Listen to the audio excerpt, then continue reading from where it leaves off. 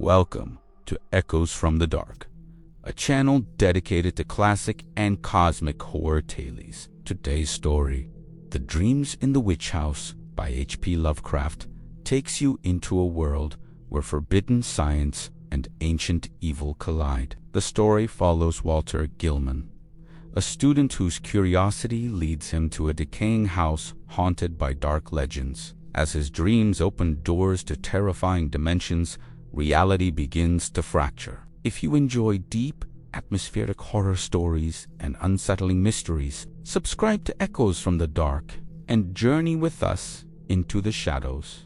Whether the dreams brought on the fever or the fever brought on the dreams, Walter Gilman did not know. Behind everything crouched the brooding, festering horror of the ancient town and of the moldy, unhallowed garret gable where he wrote and studied and wrestled with figures and formulae when he was not tossing on the meager iron bed. His ears were growing sensitive to a preternatural and intolerable degree, and he had long ago stopped the cheap mantel clock whose ticking had come to seem like a thunder of artillery. At night, the subtle stirring of the black city outside, the sinister scurrying of rats in the wormy partitions, and the creaking of hidden timbers in the sentried house were enough to give him a sense of strident pandemonium. The darkness always teemed with unexplained sound, yet he sometimes shook with fear lest the noises he heard should subside and allow him to hear certain other, fainter noises,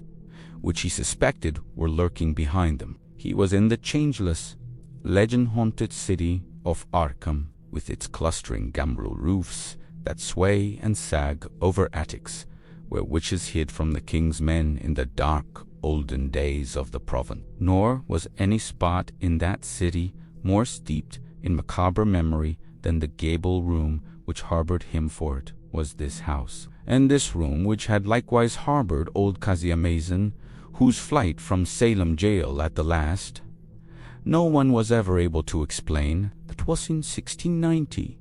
Too, the jailer had gone mad and babbled of a small, white-fanged, furry thing which scuttled out of Kazuya's cell, and not even Cotton Mather could explain the curves and angles smeared on the gray stone walls with some red, sticky fluid. Possibly Gilman ought not to have studied so hard. Non-Euclidean calculus and quantum physics are enough to stretch any brain, and when one mixes them with folklore and tries to trace a strange background of multidimensional reality behind the ghoulish hints of the Gothic tales and the wild whispers of the chimney corner, one can hardly expect to be wholly free from mental tension. Gilman came from Haville, but it was only after he had entered college in Arkham that he began to connect his mathematics with the fantastic legends of elder magic. Something in the air of the hoary town worked obscurely on his imagination. The professors at Miskatonic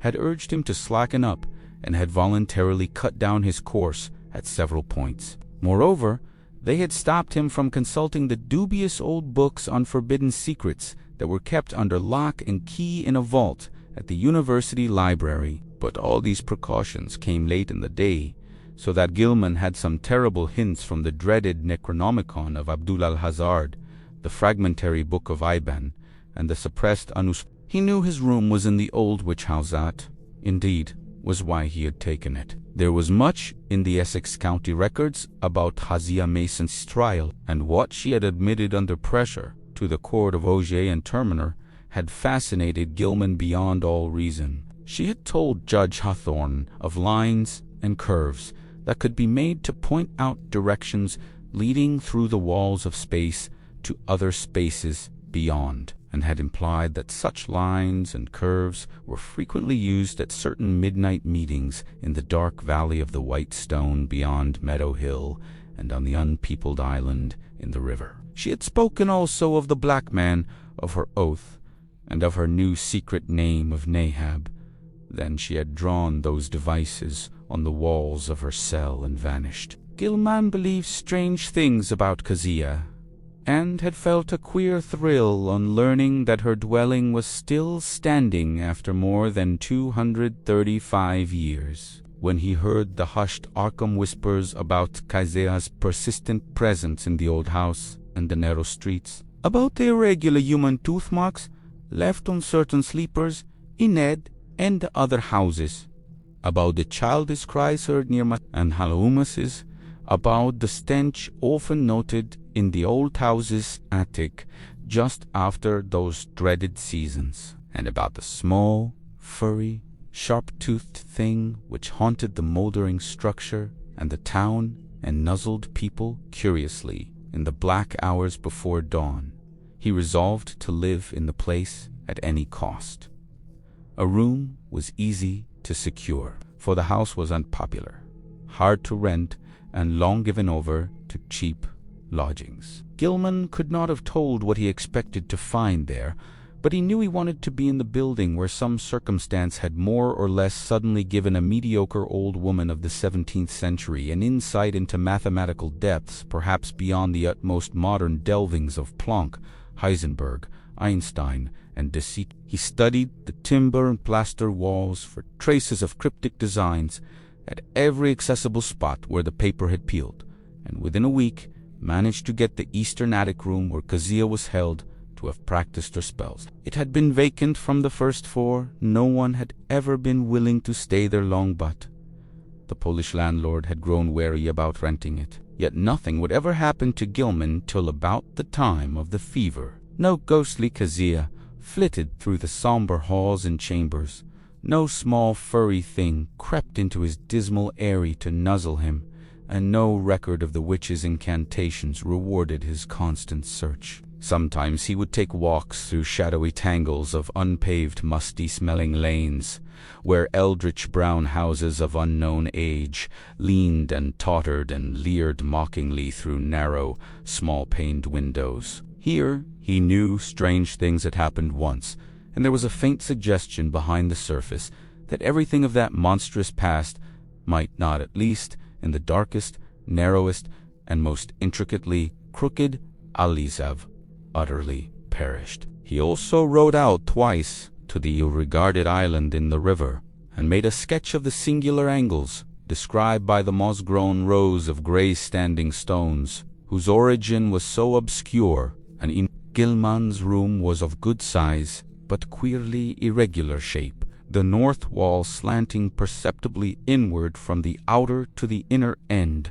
while the low ceiling slanted gently downward in the same direction. Aside from an obvious rattle and the signs of other stopped-up ones, there was no access nor any appearance of a former avenue of access to the space which must have existed between the slanting wall and the straight outer wall on the house's north side, though a view from the exterior showed where a window had been boarded up at a very remote date. The loft above the ceiling, which must have had a slanting floor, was likewise inaccessible. When Gilman climbed up a ladder to the cobwebbed level loft above the rest of the attic, he found vestiges of a bygone aperture tightly and heavily covered with ancient planking and secured by the stout wooden pegs common in colonial carpentry. No amount of persuasion, however, could induce the stolid landlord to let him investigate either of these two closed spaces. As time wore along, his absorption in the irregular wall and ceiling of his room increased, for he began to read into the odd angles a mathematical significance which seemed to offer vague clues regarding their purpose. Old Kazia, he reflected, might have had excellent reasons for living in a room with peculiar angles. For was it not through certain angles that she claimed to have gone outside the boundaries of the world of space we know? His interests gradually veered away from the unplumbed voids beyond the slanting surfaces, since it now appeared that the purpose of those surfaces concerned the side he was already on. The touch of brain fever and the dreams began early in February, for Somitaimi.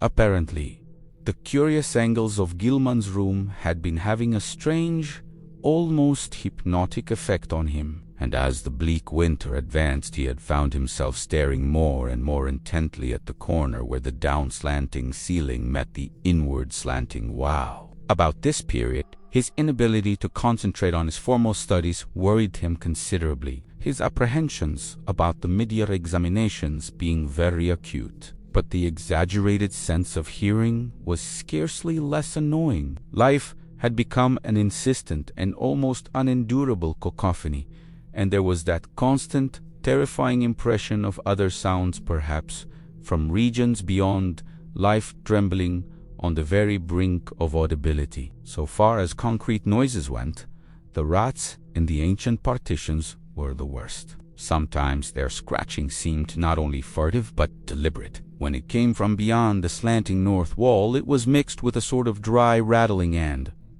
when it came from the century-closed loft above the slanting ceiling, Gilman always braced himself as if expecting some horror which only bided its time before descending to engulf him utterly. The dreams were wholly beyond the pale of sanity, and Gilman felt that they must be a result, jointly, of his studies in mathematics and in folklore. He had been thinking too much about the vague regions which his formulae told him must lie beyond the 3 dimensions we know, and about the possibility that old Kazea Meiseng, guided by some influence past all conjecture, had actually found the gate to those regions. The yellowed county records containing her testimony and that of her accusers were so damnably suggestive of things beyond human experience, and the descriptions of the darting little furry object which served as her familiar were so painfully realistic despite their incredible details. That object, no larger than a good-sized rat and quaintly called by the townspeople Brown Jenkin, seemed to have been the fruit of a remarkable case of sympathetic delusion, for in 1692 no less than 11 persons had testified to glimpsing it. There were recent rumors, too, with a baffling and disconcerting amount of agreement. Witnesses said it had long hair in the shape of a rat, but that its sharp-toothed, bearded face was evilly human, while its paws were like tiny human hands. It took messages betwixt old Cassia and the devil, and was nursed on the witch's blood witch.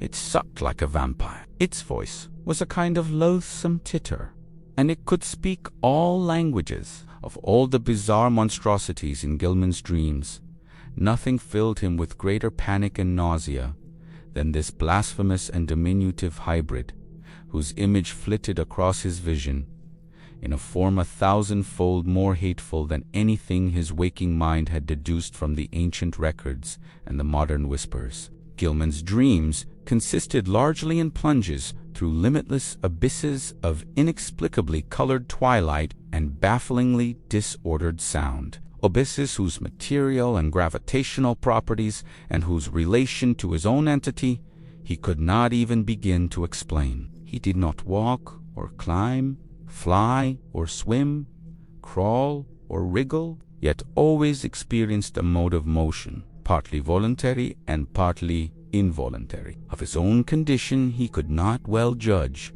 for sight of his arms, legs, and torso seemed always cut off by some odd disarrangement of perspective. But he felt that his physical organization and faculties were somehow marvelously transmuted and obliquely projected, though not without a certain grotesque relationship to his normal proportions and properties. The abysses were by no means vacant, being crowded with indescribably angled masses of alien-hued substance, some of which appeared to be organic while others seemed inorganic. A few of the organic objects tended to awake vague memories in the back of his mind, though he could form no conscious idea of what they mockingly resembled or suggested. In the later dreams, he began to distinguish separate categories into which the organic objects appeared to be divided, and which seemed to involve in each case a radically different species of conduct pattern and basic motivation. Of these categories, one seemed to him to include objects slightly less illogical and irrelevant in their motions than the members of the other categories. All the objects, organic and inorganic alike, were totally beyond description or even comprehension. Gilman sometimes compared the inorganic massas to prisms, labyrinths, clusters of cubes and planes, and cyclopean buildings, and the organic things struck him variously as groups of bubbles, octopi, centipedes, living Hindu idols, and intricate arabesques. roused into a kind of Ophidian animation. Everything he saw was unspeakably menacing and horrible, and whenever one of the organic entities appeared by its motions to be noticing him, he felt a stark, hideous fright which generally jolted him awake. Of how the organic entities moved, he could tell no more than of how he moved himself. In time, he observed a further mystery tendency of certain entities to appear suddenly out of empty space, or to disappear totally with equal suddenness. The shrieking, roaring confusion of sound which permeated the abysses was past all analysis as to pitch, timbre, or rhythm, but seemed to be synchronous with vague visual changes in all the indefinite objects, organic and inorganic alike. Gilman had a constant sense of dread that it might rise to some unbearable degree of intensity during one or another of its obscure, relentlessly inevitable fluctuations. But it was not in these vortices of complete alienage that he saw That shocking little horror was reserved for certain lighter, sharper dreams which assailed him just before he dropped into the fullest depths of sleep. He would be lying in the dark, fighting to keep awake when a faint lambent glow would seem to shimmer around the centuried room, showing in a violet mist the convergence of angled planes which had seized his brain so insidiously. The horror would appear to pop out of the rat hole in the corner and patter toward him over the sagging, wide-planked floor with evil expectancy in its tiny, bearded human face. But, mercifully, this dream always melted away before the object got close enough to nuzzle him. It had hellishly long, sharp, canine teeth. Gilman tried to stop up the rat hole every day, but each night the real tenants of the partitions would gnaw away the obstruction, whatever it might be. Once he had the landlord nail tin over it, but the next night the rats gnawed a fresh hole in making which they pushed or dragged out into the room a curious little fragment of bone. Gilman did not report his fever to the doctor, for he knew he could not pass the examinations if ordered to the college infirmary when every moment was needed for cramming. As it was, he failed in Calculus D and advanced general psychology, though not without hope of making up lost ground before the end of the term. It was in March when the fresh element entered his lighter preliminary dreaming, and the nightmare shape of Brown Jenkin began to be companioned by the nebulous blur which grew more and more to resemble a bent old woman. This addition disturbed him more than he could account for, but finally he decided that it was like an ancient crone whom he had twice actually encountered in the dark tangle of lanes near the abandoned wharf. On those occasions, the evil, sardonic, and seemingly unmotivated stare of the beldam had set him almost shivering especially. The first time, when an overgrown rat, darting across the shadowed mouth of a neighboring alley, had made him think irrationally of Now, he reflected, those nervous fears were being mirrored in his disordered dreams. That the influence of the old house was unwholesome, he could not deny. But traces of his early morbid interest still held him there. He argued that the fever alone was responsible for his nightly fantasies, and that when the touch abated, he would be free from the monstrous visions. Those visions, however, were of abhorrent vividness and convincing, and whenever he awaked, he retained a vague sense of having undergone much more than he remembered. He was hideously sure that in unrecalled dreams he had talked with both Brown Jenkin and the old woman, and that they had been urging him to go somewhere with them, and to meet a third being of greater potency. Toward the end of March, he began to pick up in his mathematics. Though other studies bothered him increasingly, he was getting an intuitive knack for solving Riemannian equations, and astonished Professor Upambai by his comprehension of four-dimensional and other problems which had floored all the rest of the class. One afternoon there was a discussion of possible freakish curvatures in space, and of theoretical points of approach or even contact between our part of the cosmos and various other regions, as distant as the farthest stars or the transgalactic gulfs themselves, or even as fabulously remote as the tentatively conceivable cosmic units beyond the whole Einsteinian spacetime continuum. Gilman's handling of this theme filled everyone with admiration, even though some of his hypothetical illustrations caused an increase in the always plentiful gossip about his nervous and solitary eccentricity. What made the students shake their heads was his sober theory that a man might, given mathematical knowledge admittedly beyond all likelihood of human acquirement, step deliberately from the earth to any other celestial body, which might lie at one of an infinity of specific points in the cosmic pattern. Such a step, he said, would require only two stages. First, a passage out of the three-dimensional sphere we know, and second, a passage back to the three-dimensional sphere at another point, perhaps one of infinite. That this could be accomplished without loss of life was in many cases conceivable. Any being from any part of three-dimensional space could probably survive in the fourth dimension, and its survival of the second stage would depend upon what alien part of three-dimensional space it might select for its re-entry. Denizens of some planets might be able to live on certain others, even planets belonging to other galaxies or to similar dimensional phases of other spacetime continua. Though, of course, there must be vast numbers of mutually uninhabitable, even though mathematically juxtaposed bodies or zones of space. It was also possible that the inhabitants of a given dimensional realm could survive entry to many unknown and incomprehensible realms of additional or indefinitely multiplied dimensions, be they within or outside the given space-time continuum, and that the converse would be likewise true. This was a matter for speculation, though one could be fairly certain that the type of mutation involved in a passage from any given dimensional plane to the next higher plane would not be destructive of biological integrity as we understand it. Gilman could not be very clear about his reasons for this last assumption, but his haziness here was more than overbalanced by his clearness on other complex points. Professor Upham especially liked his demonstration of the kinship of higher mathematics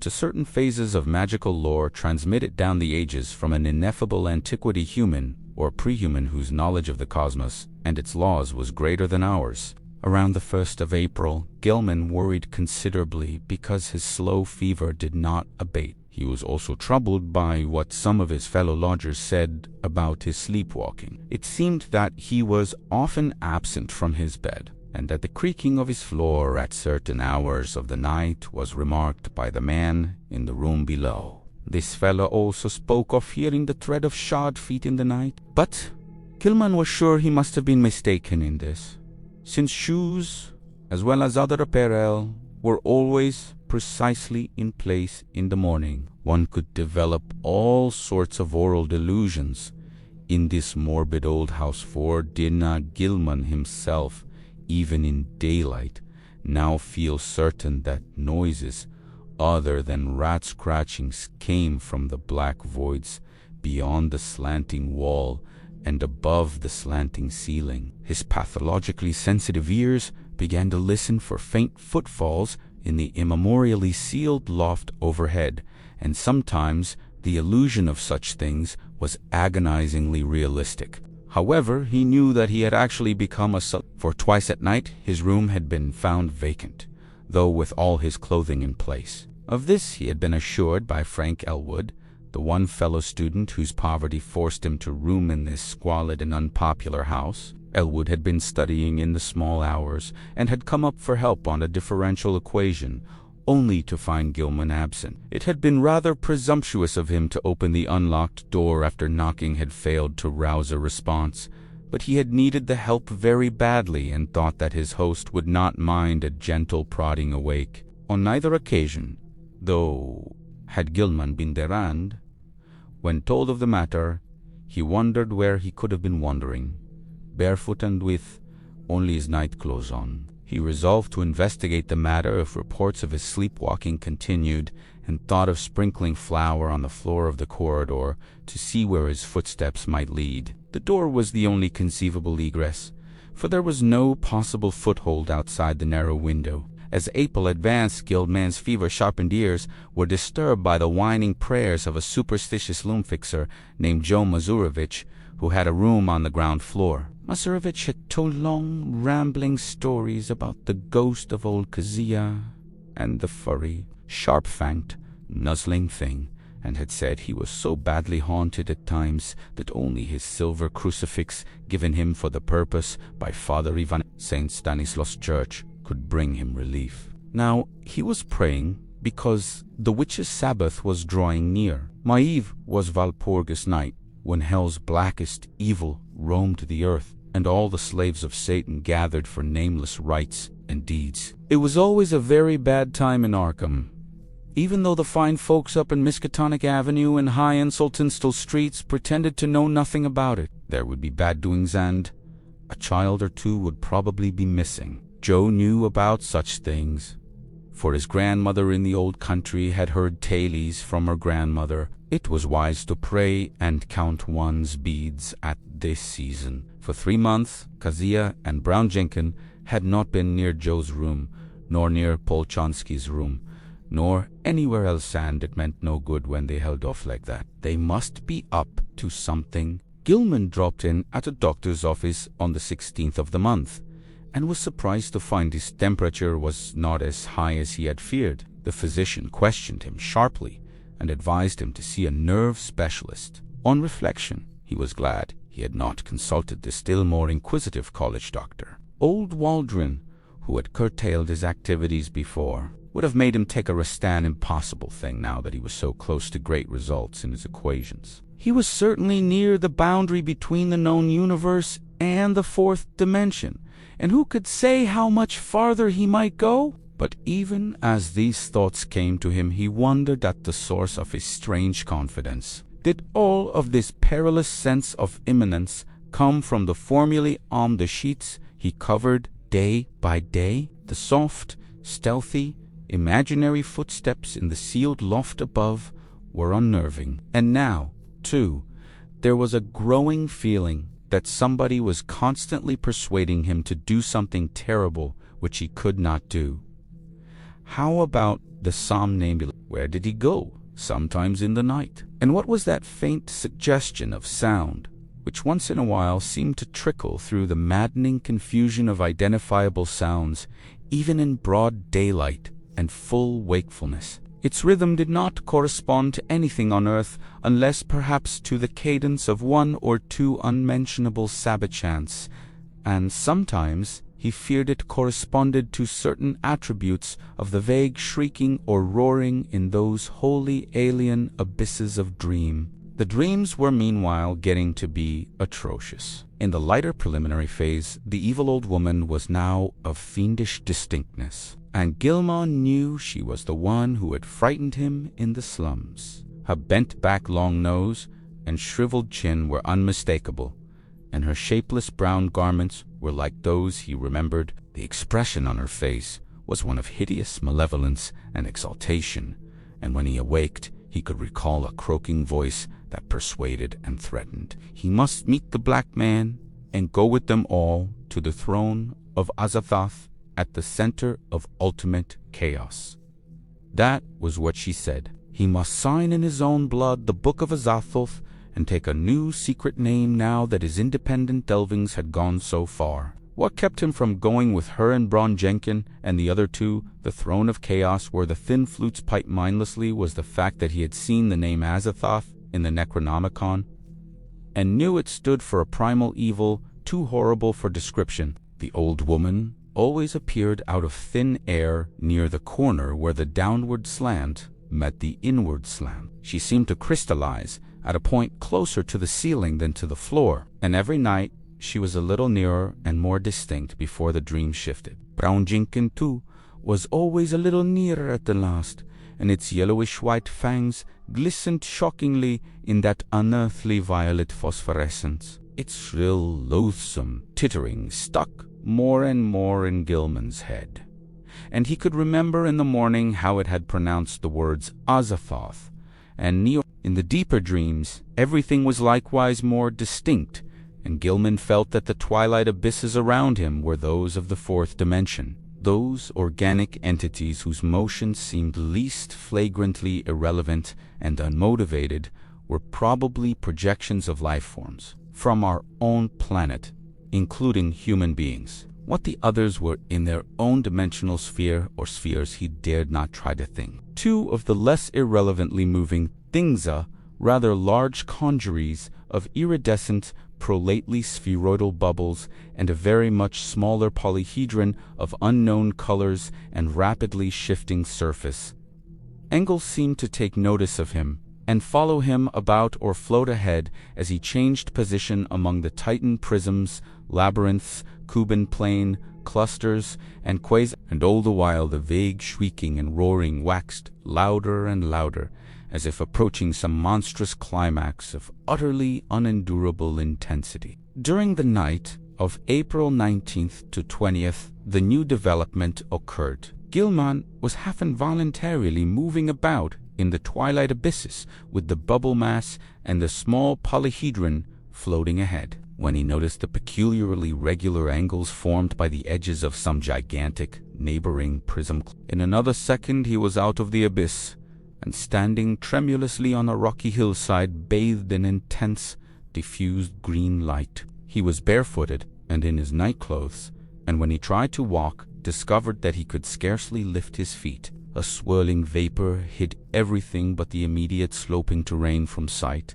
and he shrank from the thought of the sounds that might surge out of that vapor. Then he saw the two shapes laboriously crawling toward him, the old woman and the little furry thing. The crone strained up to her knees and managed to cross her arms in a singular fashion, while Brongenkin pointed in a certain direction with a horribly anthropoid forepaw which it raised with evident difficulty. Spurred by an impulse he did not originate, Gilman dragged himself forward along a course determined by the angle of the old woman's arms and the direction of the small monstrosity's paw, and before he had shuffled 3 steps, he was back in the twilight abyss. Geometrical shapes seethed around him, and he fell dizzily and interminably. At last he woke in his bed in the crazily angled garret of the eldritch old house. He was good for nothing that morning, and stayed away from all his classes. Some unknown attraction was pulling his eyes in a seemingly irrelevant direction,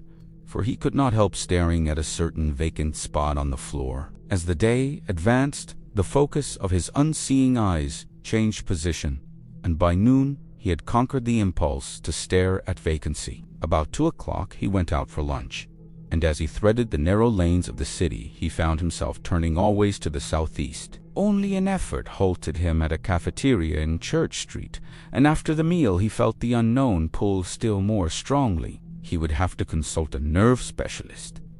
After all, perhaps there was a connection with his somnambulism, but meanwhile he might at least try to break the morbid spell himself.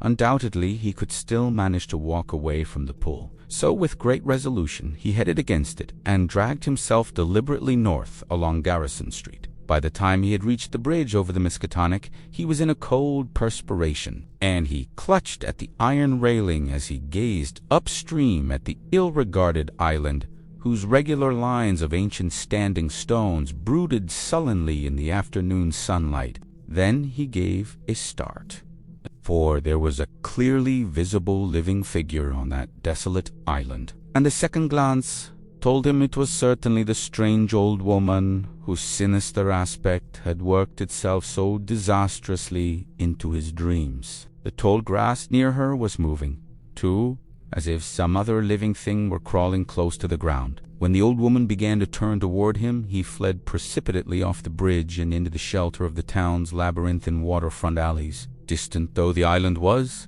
he felt that a monstrous and invincible evil could flow from the sardonic stare of that bent, ancient figure in brown. The southeastward pull still held, and only with tremendous resolution could Gilman drag himself into the old house and up the rickety stairs. For hours he sat silent and aimless, with his eyes shifting gradually westward. About 6 o'clock, his sharpened ears caught the whining prayers of Joe Mazurovich 2 floors below, and in desperation he seized his hat and walked out into the sunset golden streets, letting the now directly southward pool carry him where it might. An hour later darkness found him in the open fields beyond Hangman's Brook, with the glimmering spring stars shining ahead. The urge to walk was gradually changing to an urge to leap mystically into space, and suddenly he realized just where the source of the pull lay.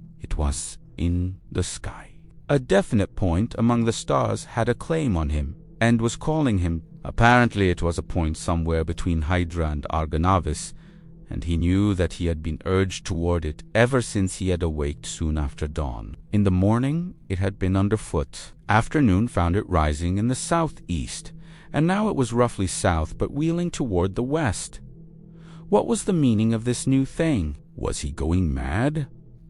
How long would it last? Again, mustering his resolution, Gilman turned and dragged himself back to the sinister old house. Mazurovich was waiting for him at the door and seemed both anxious and reluctant to whisper some fresh bit of superstition. It was about the witchlight. Joe had been out celebrating the night before. It was Patriots' Day in Massachusetts and had come home after midnight. Looking up at the house from outside, he had thought at first that Gilman's window was dark, but then he had seen the faint violet glow within. He wanted to warn the gentleman about that glow, for everybody in Arkham knew it was Keziah's witchlight, which played near Brown Jenkin and the ghost of the old crone herself. He had not mentioned this before, but now he must tell about it, because it meant that Keziah and her long-toothed familiar were haunting the young gentleman. Sometimes he and Paul Choinsky and landlord Dombrowski thought they saw that light seeping out of cracks in the sealed loft above the young gentleman's room, but they had all agreed not to talk about that. However, it would be better for the gentleman to take another room and get a crucifix from some good priest, like Father Ivan. As the man rambled on, Gilman felt a nameless panic clutched at his throat. He knew that Joe must have been half drunk when he came home the night before, yet this mention of a violet light in the garret window was of frightful import. It was a lambent glow of this sort which always played about the old woman and the small furry thing in those lighter, sharper dreams which prefaced his plunge into unknown abyss, and the thought that a wakeful second person could see the dream luminance was utterly beyond sane harborage. Yet, where had the fellow got such an odd notion? Had he himself talked as well as walked around the house in his sleep? No, Joe said, he had not, but he must check up on this. Perhaps Frank Elwood could tell him something, though he hated to ask. Fever while dream somnambulism, illusions of Sansa, pulled toward a point in the sky, and now a suspicion of insane sleep. He must stop studying, see a nerve specialist, and take himself in hand. When he climbed to the second story, he paused at Elwood's door, but saw that the other youth was out. Reluctantly, he continued up to his garret room and sat down in the dark. His gaze was still pulled to the southwest, but he also found himself listening intently for some sound in the closed loft above, and half imagining that an evil violet light seeped down through an infinitesimal crack in the low, slanting ceiling. That night, as Gilman slept, the violet light broke upon him with heightened intensity, and the old witch, and small furry thing getting closer than ever before, mocked him with inhuman squeals and devilish gestures. He was glad to sink into the vaguely roaring twilight abysses, though the pursuit of that iridescent bubble congeries and that kaleidoscopic little polyhedron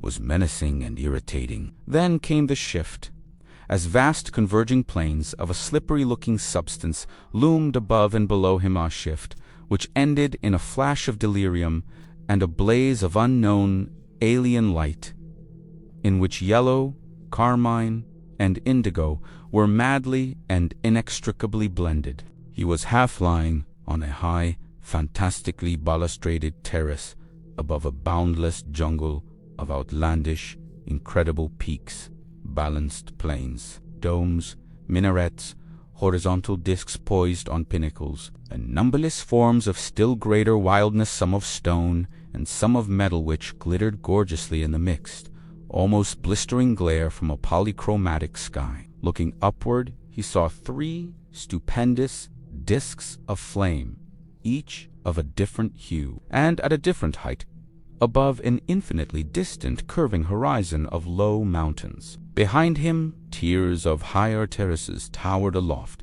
as far as he could see. The city below stretched away to the limits of vision, and he hoped that no sound would well up from it. The pavement from which he easily raised himself was of a veined, polished stone beyond his power to identify, and the tiles were cut in bizarre angled shapes which struck him as less asymmetrical than based on some unearthly symmetry whose laws he could not comprehend. The balustrade was chest-high, delicate and fantastically wrought, while along the rail were ranged at short intervals little figures of grotesque design and exquisite workmanship. They, like the whole balustrade, seemed to be made of some sort of shining metal whose color could not be guessed in this chaos of mixed and their nature utterly defied conjecture. They represented some ridged, burrow-shaped object with thin horizontal arms radiating spoke-like from a central ring and with vertical knobs or bulbs projecting from the head and base of the barrel. Each of these knobs was the hub of a system of 5 long, flat, triangularly tapering arms, arranged around it like the arms of a starfish, nearly horizontal, but curving slightly away from the central barrel. The base of the bottom knob was fused to the long railing with so delicate a point of contact that several figures had been broken off and were missing. The figures were about 4.5 inches in height, while the spiky arms gave them a maximum diameter of about 2.5 inches. When Gilman stood up, the tiles felt hot to his bare feet. He was wholly alone, and his first act was to walk to the balustrade and look dizzily down at the endless Cyclopean city almost 2,000 feet below. As he listened, he thought a rhythmic confusion of faint musical pipings covering a wide tonal range welled up from the narrow streets beneath, and he wished he might discern the denizens of the place. The sight turned him giddy after a while, so that he would have fallen to the pavement had he not clutched instinctively at the lustrous belt. His right hand fell on one of the projecting figures, the touch seeming to steady him slightly. It was too much, however, for the exotic delicacy of the metalwork, and the spiky figure snapped off under his grasp. Still half dazed, he continued to clutch it as his other hand seized a vacant space on the smooth railing. But now his oversensitive ears caught something behind him, and he looked back across the level terrace. Approaching him softly, though without apparent furtiveness, were 5 figures, 2 of which were the sinister old woman and the fanged, furry little animal. The other 3 were what sent him. Unconscious, for they were living entities about 8 feet high, shaped precisely like the spiky images on the balustrade, and propelling themselves by a spider-like wriggling of their lower set of Gilman awakened in his bed, drenched by a cold perspiration, and with a smarting sensation in his face, hands, and feet. Springing to the floor, he washed and dressed in frantic haste, as if it were necessary for him to get out of the house as quickly as possible. He did not know where he wished to go, but felt that once more he would have to sacrifice his classes. The odd pull toward that spot in the sky between Hydra and Argo had abated, but another of even greater strength had taken its place. Now he felt that he must go north, infinitely north. He dreaded to cross the bridge that gave a view of the desolate island in the Miskatonic, so went over the Peabody Avenue Bridge. Very often he stumbled, for his eyes and ears were chained to an extremely lofty point in the blank blue sky. After about an hour he got himself under better control and saw that he was far from the city. All around him stretched the bleak emptiness of salt marshes, while the narrow road ahead led to Innsmouth, ancient, half-deserted town which Arkham people were so curiously unwilling to visit. Though the northward pull had not diminished, he resisted it as he had resisted the other pull, and finally found that he could almost balance the one against the other. Plodding back to town and getting some coffee at a soda fountain, he dragged himself into the public library and browsed aimlessly among the lighter magazines. Once he met some friends who remarked how oddly sunburned he looked, but he did not tell them of his walk. At 3 o'clock he took some lunch at a restaurant, noting meanwhile that the pull had either lessened or divided itself. After that, he killed the time at a cheap cinema show, seeing the inane performance over and over again without paying any attention to it. About 9 at night, he drifted homeward and stumbled into the ancient house. Joe Mazurovich was whining unintelligible prayers, and Gilman hastened up to his own garret chamber without pausing to see if Elwood was in. It was when he turned on the feeble electric light that the shock came. At once he saw there was something on the table which did not belong there, and a second look left no room for doubt. Lying on its side, for it could not stand up alone, was the exotic spiky figure which in his monstrous dream he had broken off the fantastic balustrade. No detail was missing. The ridged, barrel-shaped center, the thin, radiating arms, the knobs at each end, and the flat, slightly outward curving starfish arms spreading from those knobs, all were there. In the electric light, the color seemed to be a kind of iridescent gray veined with green, and Gilman could see, amidst his horror and bewilderment, that one of the knobs ended in a jagged break corresponding to its former point of attachment to the dream railing. Only his tendency toward a dazed stupor prevented him from screaming aloud. This fusion of dream and reality was too much to bear. Still dazed, he clutched at the spiky thing and staggered downstairs to landlord Dombrowski's quarters. The whining prayers of the superstitious loom fixer were still sounding through the moldy halls, but Gilman did not mind them now. The landlord was in and greeted him pleasantly. No, he had not seen that thing before and did not know anything about it. But his wife had said she found a funny tin thing in one of the beds when she fixed the rooms at noon, and maybe that was it. Dombrowski called her, and she waddled in.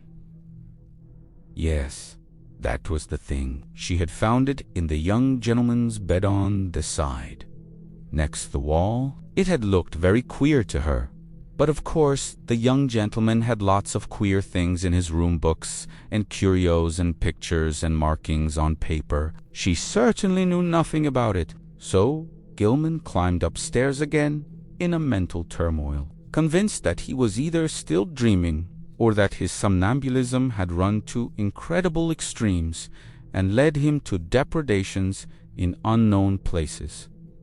Where had he got this outer thing? He did not recall seeing it in any museum in Arkham. It must have been somewhere, though, and the sight of it as he snatched it in his sleep must have caused the odd dream picture of the balustraded terrace. Next day he would make some very guarded inquiries and perhaps see the nerve specialist. Meanwhile he would try to keep track of his somnambulism. As he went upstairs and across the garret hall, he sprinkled about some flour which he had borrowed with a frank admission as to its purpose from the landlord. He had stopped at Elwood's door on the way, but had found all dark within. Entering his room, he placed the spiky thing on the table and lay down in complete mental and physical exhaustion without pausing to undress. From the closed loft above the slanting ceiling he thought he heard a faint scratching and padding, but he was too disorganized even to mind it. That cryptical pull from the north was getting very strong again,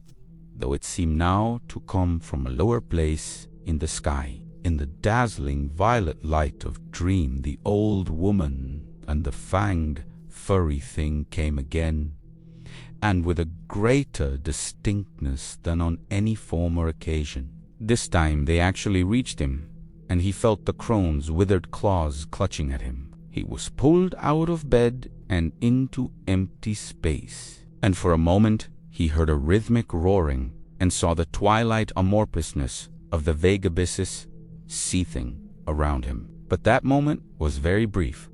for presently he was in a crude, windowless little space, with rough beams and planks rising to a peak just above his head, and with a curious, slanting floor underfoot. Propped level on that floor were low cases full of books of every degree of antiquity and disintegration, and in the center were a table and bench, both apparently fastened in place. Small objects of unknown shape and nature were arranged on the tops of the cases, and in the flaming violet light Gilman thought he saw a counterpart of the spiky image which had puzzled him so horribly. On the left, the floor fell abruptly away, leaving a black triangular gulf, out of which, after a second's dry rattling, there presently climbed the hateful little furry thing with the yellow fangs and bearded human face. The evilly grinning beldam still clutched him, and beyond the table stood a figure he had never seen before, a tall, lean man of dead black coloration,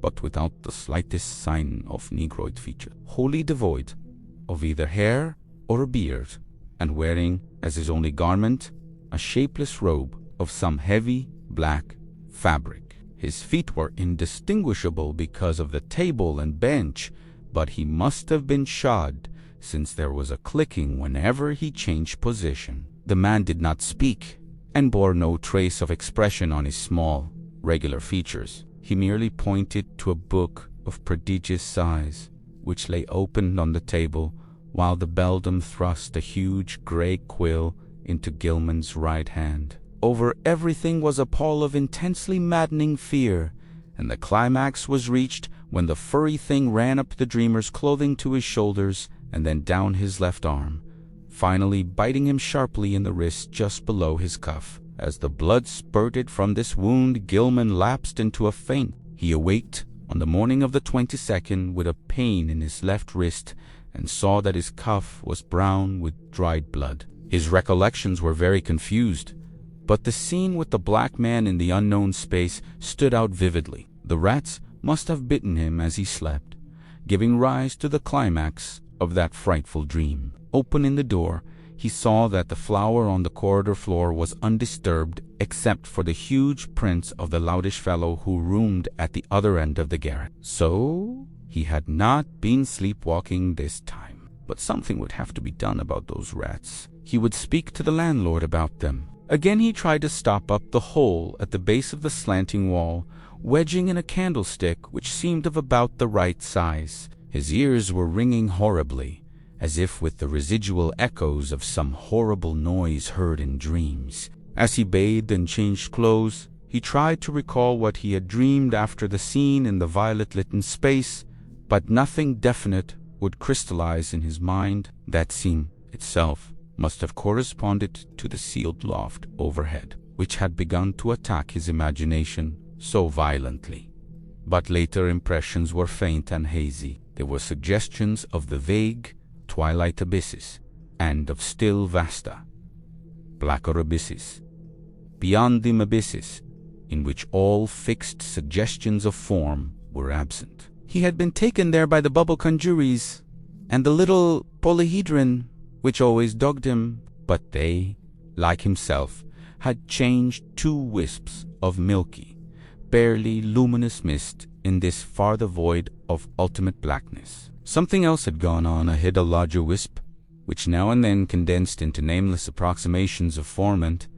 He thought that their progress had not been in a straight line, but rather along the alien curves and spirals of some ethereal vortex, which obeyed laws unknown to the physics and mathematics of any conceivable cosmos. Eventually there had been a hint of vast, leaping shadows, of a monstrous, half-acoustic pulsing, and of the thin, monotonous piping of an unseen flute, but that was all. Gilman decided he had picked up that last conception from what he had read in the Necronomicon about the mindless entity Azathoth, which rules all time and space from a curiously environed black throne at the center of chaos. When the blood was washed away, the wrist wound proved very slight, and Gilman puzzled over the location of the two tiny punctures. It occurred to him that there was no blood on the bedspread where he had lain, which was very curious in view of the amount on his skin and cuff. Had he been sleepwalking within his room?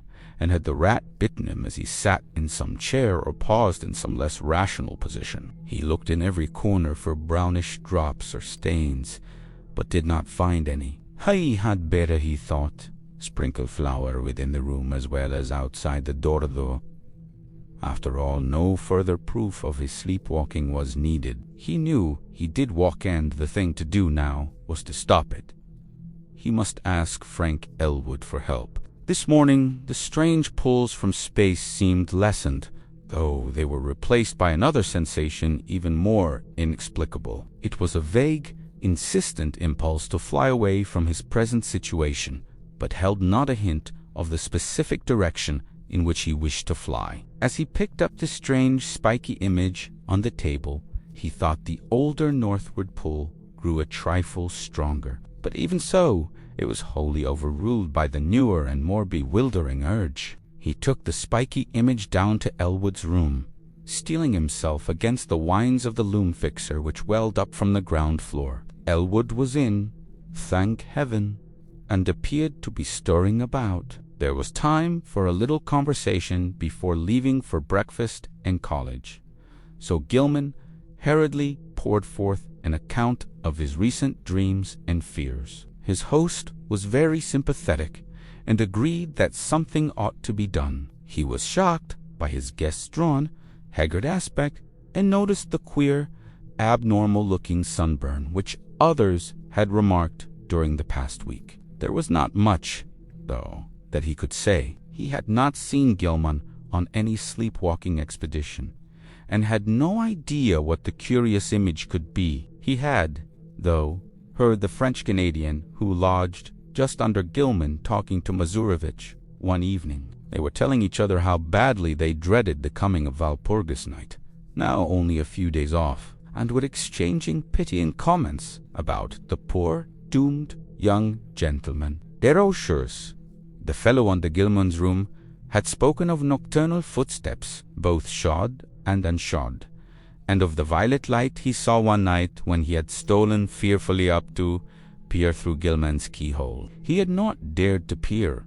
he told Mazurovich, after he had glimpsed that light through the cracks around the door. There had been soft talking, and, as he began to describe it, his voice had sunk to an inaudible whisper. Elwood could not imagine what had set these superstitious creatures gossiping, but supposed their imaginations had been roused by Gilman's late hours and somnolent walking and talking on the one hand, and by the nearness of traditionally feared Maeve. On the other hand, that Gilman talked in his sleep was plain, and it was obviously from Desroches' keyhole innings that the delusive notion of the violet dreamlight had got abroad. These simple people were quick to imagine they had seen any odd thing they had heard about. As for a plan of action, Gilman had better move down to Elwood's room and avoid sleeping alone. Elwood would, if awake, rouse him whenever he began to talk or rise in his sleep. Very soon, too, he must see the specialist. Meanwhile, they would take this spiky image around to the various museums and to certain professors, seeking identification and stating that it had been found in a public room. Also, Dombrowski must attend to the poisoning of those rats in the walls. Braced up by Elwood's companionship, Gilman attended classes that day. Strange urges still tugged at him, but he could sidetrack them with considerable success. During a free period, he showed the queer image to several professors, all of whom were intensely interested, though none of them could shed any light upon its nature or origin. That night he slept on a couch which Elwood had had the landlord bring to the second-story room, and for the first time in weeks was wholly free from disquieting dreams. But the feverishness still hung on, and the whines of the loom fixer were an unnerving influence. During the next few days, Gilman enjoyed an almost perfect immunity from morbid manifestation. He had, Elwood said, showed no tendency to talk or rise in his sleep, and meanwhile the landlord was putting rat poison everywhere. The only disturbing element was the talk among the superstitious foreigners whose imaginations had become highly excited. Mazurovich was always trying to make him get a crucifix, and finally forced one upon him, which he said had been blessed by the good father.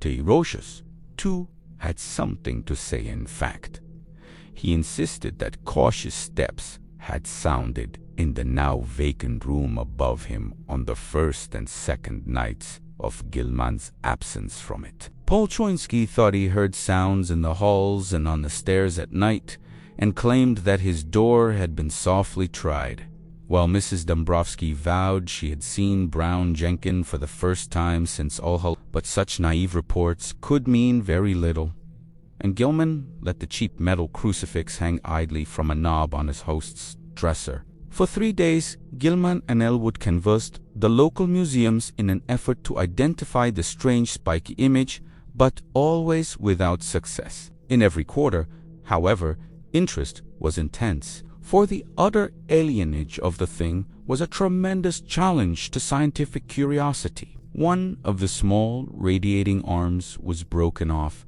and subjected to chemical analysis, and the result is still talked about in college circles. Professor Ellery found platinum, iron, and tellurium in the strange alloy, but mixed with these were at least 3 other apparent elements of high atomic weight, which chemistry was absolutely powerless to classify. Not only did they fail to correspond with any known element, but they did not even fit the vacant places reserved for probable elements in the periodic system. The mystery remains unsolved to this day, though the image is on exhibition at the Museum of Miskatonic University.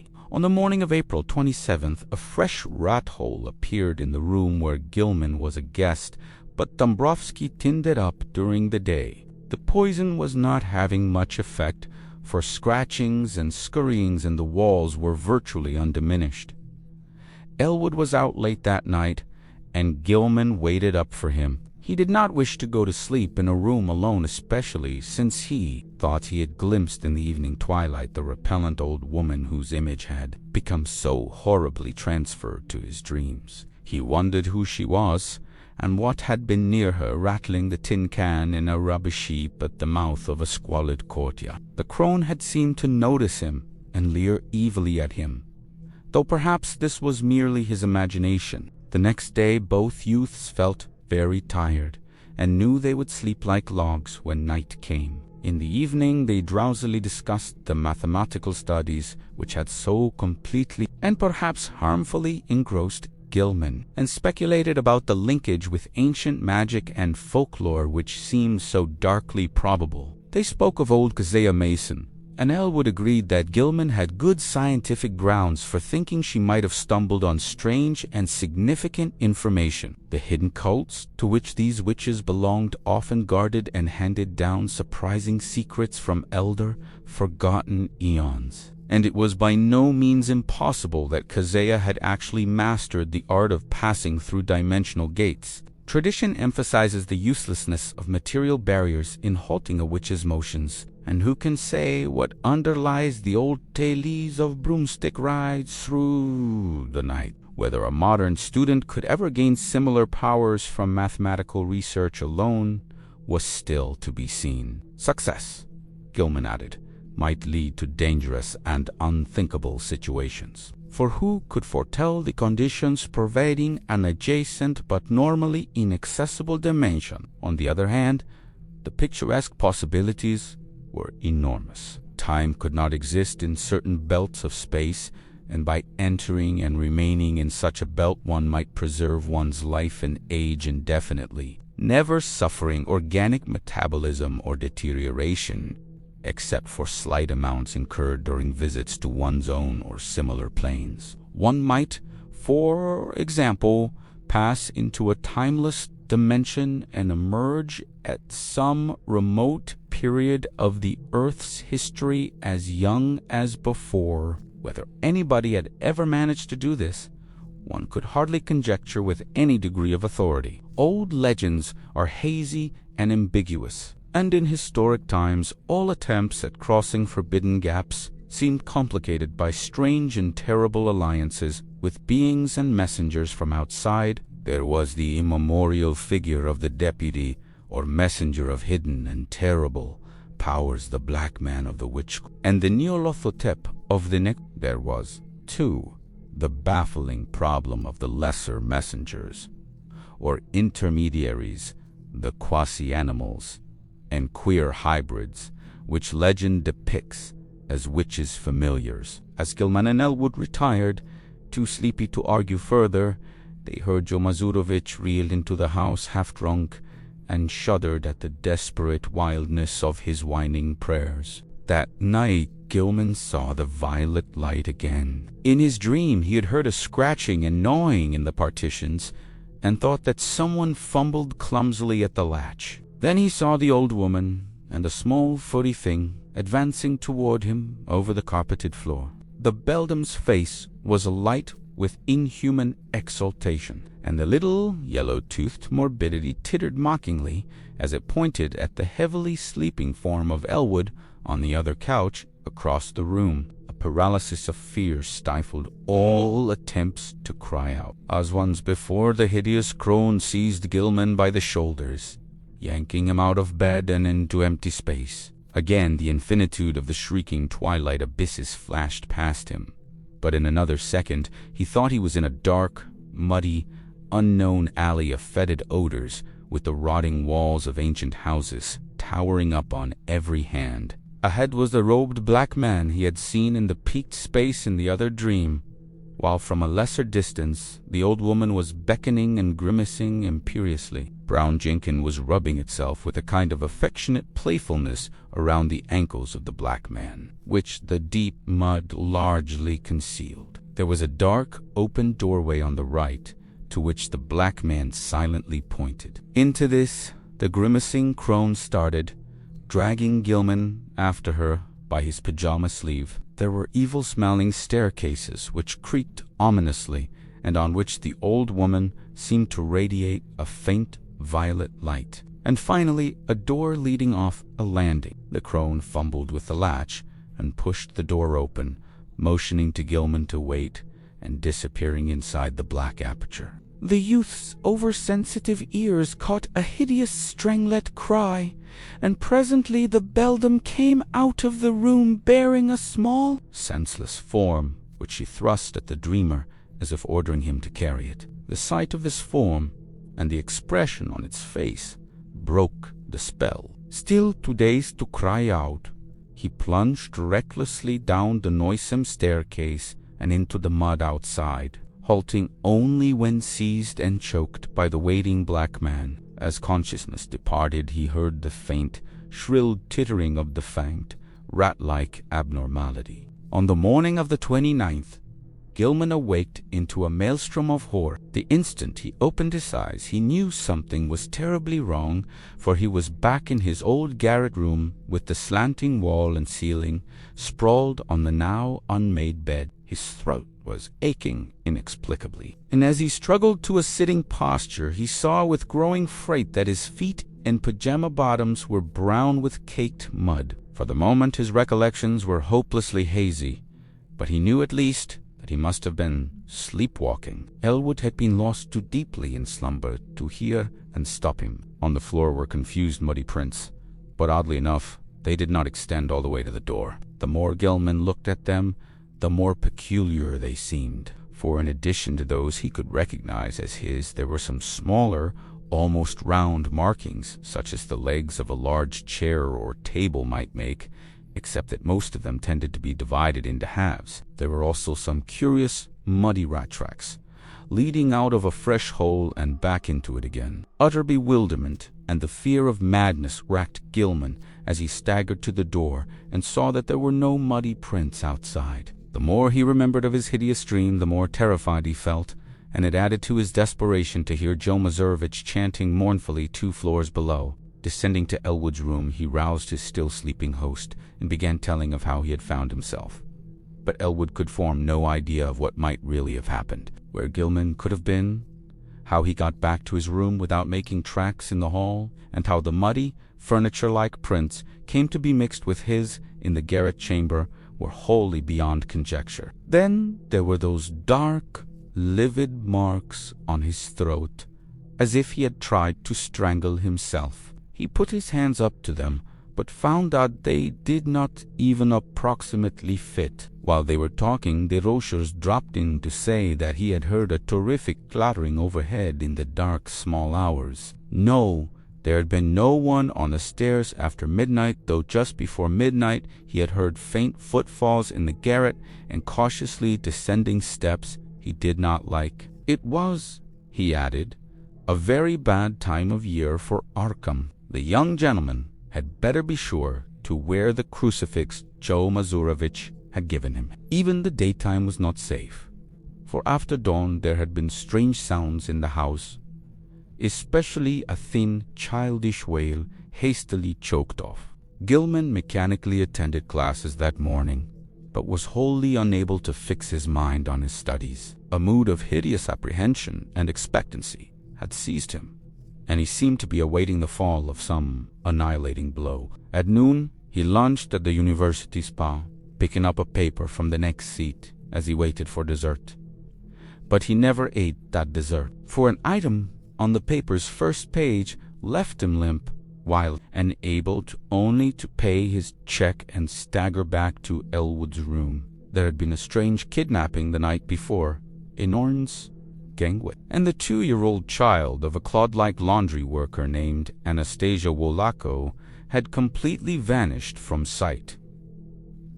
The mother, it appeared, had feared the event for some time, but the reasons she assigned for her fear were so grotesque that no one took them seriously. She had, she said, seen Brown Jenkin about the place now and then ever since early in March, and knew from its grimaces and titterings that little Ladislaus must be marked for sacrifice at the awful Sabbath on Walpurgis night. She had asked her neighbor Mary Chonick to sleep in the room and try to protect the child, but Mary had not dared. She could not tell the police, for they never believed such things. Children had been taken that way every year ever since she could remember, and her friend Pete Stawatsky would not help, because he wanted the child out of the way anyhow. But what threw Gilman into a cold perspiration was the report of a pair of revelers who had been walking past the mouth of the gangway just after midnight.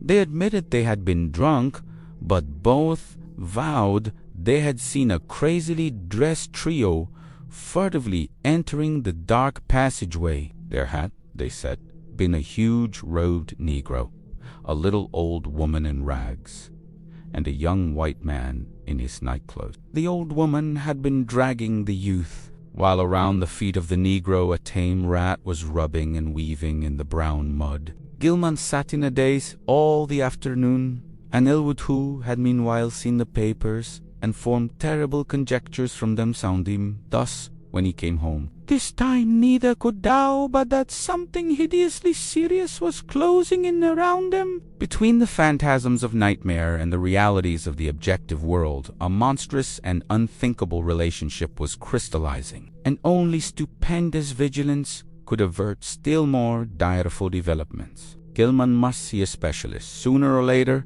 but not just now, when all the papers were full of this kidnapping business. Just what had really happened was maddeningly obscure, and for a moment both Gilman and Elwood exchanged whispered theories of the wildest kind. Had Gilman unconsciously succeeded better than he knew in his studies of space and its dimensions? Had he actually slipped outside our sphere to points unguessed and unimaginable? Where, if anywhere, had he been on those nights of demoniac, the roaring twilight abyssista, green hillside, the blistering terrasta, pools from the starsta ultimate black vortexta, black manda madeali, and the stairsta old witch and the fanged, furry horuda, bubble kundaris, and the little polyhedrant, strange sunburned darist, wunda unexplained, imishta madifitha,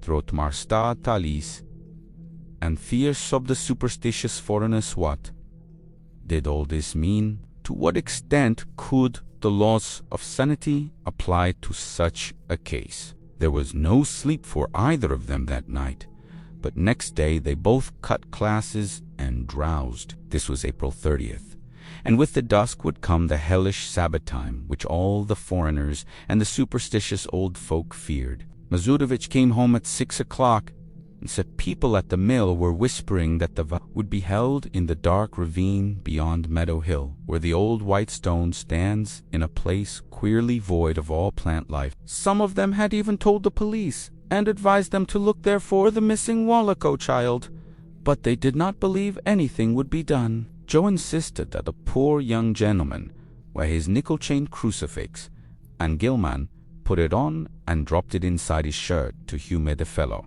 Late at night, the two youths sat drowsing in their chairs, lulled by the rhythmical praying of the loom fixer on the floor below. Gilman listened as he nodded, his preternaturally sharpened hearing seeming to strain for some subtle, dreaded murmur beyond the noises in the ancient house. Unwholesome recollections of things in the Necronomicon and the Black Book welled up, and he found himself swaying to infandous rhythms said to pertain to the blackest ceremonies of the Sabbath and to have an origin outside the time and space we comprehend. Presently he realized what he was listening for, the hellish chant of the celebrants in the distant Black Valley. How did he know so much about what they expected? How did he know the time when Nahab and Heraclite were due to bear the brimming bowl which would follow the black cock and the black goat? He saw that Elwood had dropped asleep and tried to call out and waken him. Something, however, closed his throat. He was not his own master.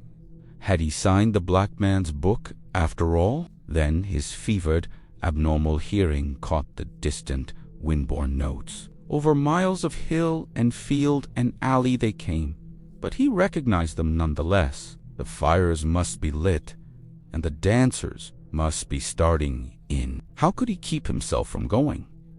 What was it that enmeshed him? Mathematics, folklore, household, Kazia Brown, King, and now he saw that there was a fresh rat hole in the wall near his couch. Above the distant chanting and the nearer praying of Joe Mazurovich came another sound, a stealthy, determined scratching in the partitions. He hoped the electric lights would not go out. Then he saw the fanged, bearded little face in the rat hole, the accursed little face which he at last realized bore such a shocking, mocking resemblance to old Keziazand. Heard the faint fumbling at the door. The screaming twilight abysses flashed before him, and he felt himself helpless in the formless grasp of the iridescent bubble. Ahead raced the small, kaleidoscopic polyhedron, and all through the churning void there was a heightening and acceleration of the vague tonal pattern which seemed to foreshadow some unutterable and unendurable climax. He seemed to know what was coming, the monstrous burst of Valpurgis rhythm, in whose cosmic timbre would be concentrated all the primal, ultimate space-time sea-things which lie behind the massed spheres of matter and sometimes break forth in measured reverberations that penetrate faintly to every layer of entity and give hideous significance throughout the worlds to certain dreaded periods. But all this vanished in a second. He was again in the cramped, violet-lit and peaked space with the slanting floor, the low cases of ancient books, the bench and table, the queer objects, and the triangular gulf at one side. On the table lay a small, white figure, an infant boy, unclothed and unconscious, while on the other side stood the monstrous, leering old woman with a gleaming, grotesque-hafted knife in her right hand, and a queerly proportioned, pale metal bowl covered with curiously chased designs and having delicate lateral handles in her left. She was intoning some croaking ritual in a language which Gilman could not understand, but which seemed like something guardedly quoted in the neck. As the scene grew clear, he saw the ancient crone bend forward and extend the empty bowl across the table, and, unable to control his own motions, he reached far forward and took it in both hands, noticing as he did so its comparative lightness. At the same moment, the disgusting form of Brown Jenkins scrambled up over the brink of the triangular black gulf on his left. The crone now motioned him to hold the bowl in a certain position while she raised a huge, grotesque knife above the small white victim as high as her right hand could reach. the fanged furry thing began tittering a continuation of the unknown ritual, while the witch croaked loathsome responses. Gilman felt a gnawing, poignant abhorrence shoot through his mental and emotional paralysis, and the light metal bowl shook in his grasp. A second later, the downward motion of the knife broke the spell completely, and he dropped the bowl with a resounding bell-like clangor, while his hands darted out frantically to stop the monstrous deed. In an instant he had edged up the slanting floor around the end of the table and wrenched the knife from the old woman's claws, sending it clattering over the brink of the narrow triangular gulf. In another instant, however, matters were reversed, for those murderous claws had locked themselves tightly around his own throat, while the wrinkled face was twisted with insane fury. He felt the chain of the cheap crucifix grinding into his neck, and in his peril wondered how the sight of the object itself would affect the evil creature. Her strength was altogether superhuman, but as she continued her choking, he reached feebly in his shirt and drew out the metal symbol, snapping the chain and pulling it free. At sight of the device, the witch seemed struck with panic, and her grip relaxed long enough to give Gilman a chance to break it entirely. He pulled the steel-like claws from his neck and would have dragged the beldam over the edge of the gulf had not the claws received a fresh access of strength and closed in again. This time he resolved to reply in kind, and his own hands reached out for the creature's throat. Before she saw what he was doing, he had the chain of the crucifix twisted about her neck, and a moment later he had tightened it enough to cut off her breath. During her last struggle, he felt something bite at his ankle and saw that Brown Jenkin had come to her aid. With one savage kick, he sent the morbidity over the edge of the gulf and heard it whimper on some level far below. Whether he had killed the ancient crone he did not know, but he let her rest on the floor where she had fallen. Then, as he turned away, he saw on the table a sight which nearly snapped the last thread of his reason. Brown Jenkin, tough of sinew, and with 4 tiny hands of demoniac dexterity, had been busy while the witch was throttling him, and his efforts had been in vain. What he had prevented the knife from doing to the victim's chest, the yellow fangs of the furry blasphemy had done to a wrist.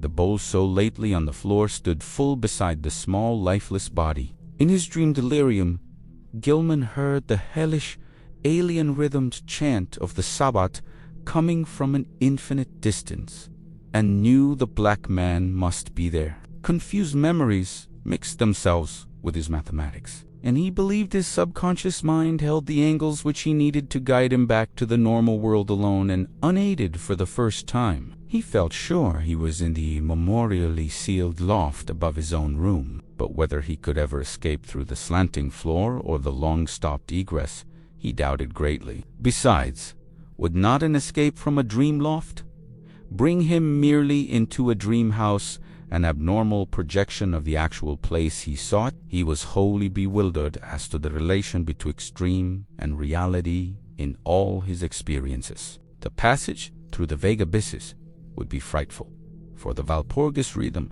would be vital, and at last he would have to hear that hitherto veiled cosmic pulsing which he so mortally dreaded. Even now he could detect a low, monstrous shaking, whose tempo he suspected all too well. At Sabbath time it always mounted and reached through to the worlds to summon the initiate to nameless rites. Half the chants of the Sabbath were patterned on this faintly overheard pulsing, which no earthly ear could endure in its unveiled spatial fullness. Gilman wondered, too, whether he could trust his instinct to take him back to the right part of space. How could he be sure he would not land on that green-litten hillside of a far planet, on the tessellated terrace above the city of tentacled monsters somewhere beyond the galaxy, or in the spiral black vortices of that ultimate void of chaos wherein reigns the mindless Demas? Just before he made the plunge, the violet light went out and left him in utter blackness. The witch-old Kaziana Habdat must have meant her death, and mixed with the distant chant of the Sabbat and the whimpers of Brown Jenkin in the gulf below, he thought, he heard another and wilder whine from unknown depths. Jomasrevix de preas. Kiasli gerath the goat with 1,000 young. They found Gilman on the floor of his queerly angled old garret room long before dawn, for the terrible cry had brought Desrochers and Chewinski and Dombrowski and Mazurovich at once, and had even wakened the soundly sleeping Elwood in his chair. He was alive, and with open, staring eyes, but seemed largely unconscious. On his throat were the marks of murderous hands, and on his left ankle was a distressing rat bite. His clothing was badly rumpled, and Joe's crucifix was missing. Elwood trembled, afraid even to speculate on what new form his friend's sleepwalking had taken. Mazurovich seemed half-dazed because of a sign he said he had had in response to his prayers, and he crossed himself frantically when the squealing and whimpering of a rat sounded from beyond the slanting partition. When the dreamer was settled on his couch in Elwood's room, they sent for Dr. Molkovsky, local practitioner who would repeat no tales, where they might prove embarrassing, and he gave Gilman 2 hypodermic injections, which caused him to relax in something like natural drowsiness. During the day, the patient regained consciousness at times and whispered his newest dream disjointedly to Elwood. It was a painful process, and at its very start brought out a fresh and disconcerting fact. Gilman, whose ears had so lately possessed an abnormal sensitiveness, was now stone deaf. Dr. Malkovsky, summoned again in haste, told Elwood that both eardrums were ruptured as if by the impact of some stupendous sound intense beyond all human conception or endurance. How such a sound could have been heard in the last few hours without arousing all the Miskatonic Valley was more than the honest physician could say. Elwood wrote his part of the colloquy on paper, so that a fairly easy communication was maintained. Neither knew what to make of the whole chaotic business, and decided it would be better if they thought as little as possible about it. Both, though, agreed that they must leave this ancient and accursed house as soon as it could be arranged. Evening papers spoke of a police raid on some curious revelers in a ravine beyond Meadow Hill just before dawn, and mentioned that the white stone there was an object of age-long superstitious regard. Nobody had been caught, but among the scattering fugitives had been glimpsed a huge Negro. In another column, it was stated that no trace of the missing child Ladislas Woleko had been found.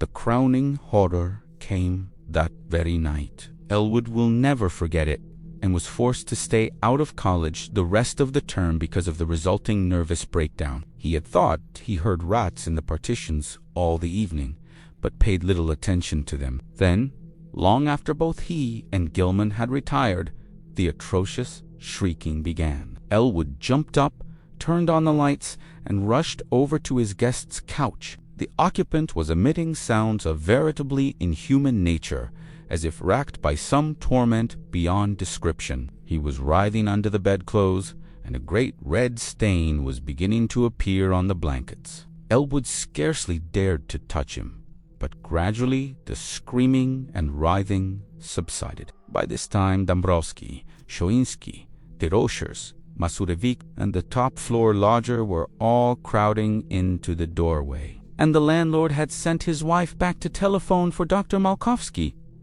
Everybody shrieked when a large, rat-like form suddenly jumped out from beneath the ensanguined bedclothes and scuttled across the floor to a fresh, open hole close by. When the doctor arrived and began to pull down those frightful covers, Walter Gilman was dead. It would be barbarous to do more than suggest what had killed Gilman. There had been virtually a tunnel through his body. Something had eaten his heart out. Dombrowski, frantic at the failure of his constant rat-poisoning efforts, cast aside all thought of his lease, and within a week had moved with all his older lodgers to a dingy but less ancient house in Walnut Street. The worst thing for a while was keeping Joe Mazurovich quiet, for the brooding loom-fixer would never stay sober, and was constantly whining and muttering about spectral and terrible things. It seems that on that last hideous night, Joe had stooped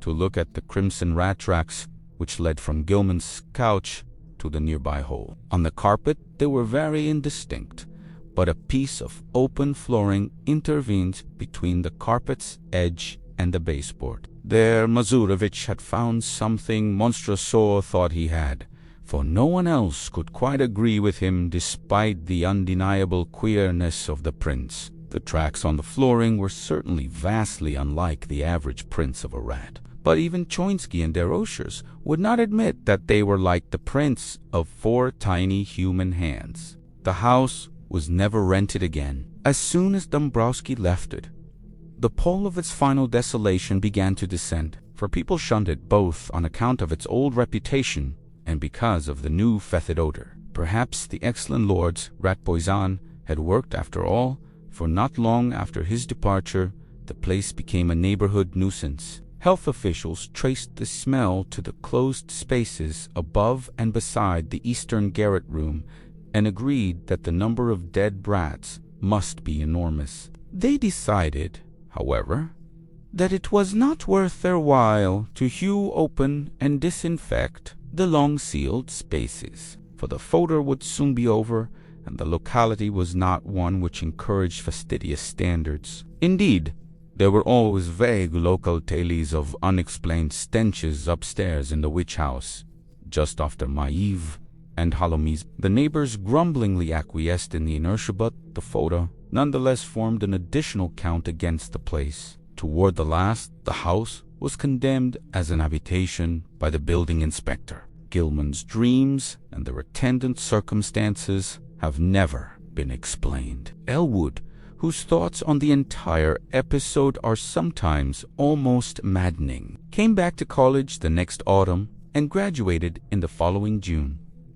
He found the spectral gossip of the town much diminished, and it is indeed a fact that notwithstanding certain reports of a ghostly tittering in the deserted house, which lasted almost as long as that edifice itself, no fresh appearances either of old Kazia or of Brown Jenkin have been muttered of since Gilman's death. It is rather fortunate that Elwood was not in Occam in that later year, when certain events abruptly renewed the local whispers about elder horrors. Of course, he heard about the matter afterward and suffered untold torments of black and bewildered speculation. But even that was not as bad as actual nearness, and several possible sites would have been. In March 1931, a gale wrecked the roof and great chimney of the vacant witch house, so that a chaos of crumbling bricks, blackened, moss-grown shingles, and rotting planks and timbers crashed down into the loft and broke through the floor beneath. The whole attic story was choked with debris from above, but no one took the trouble to touch the mess.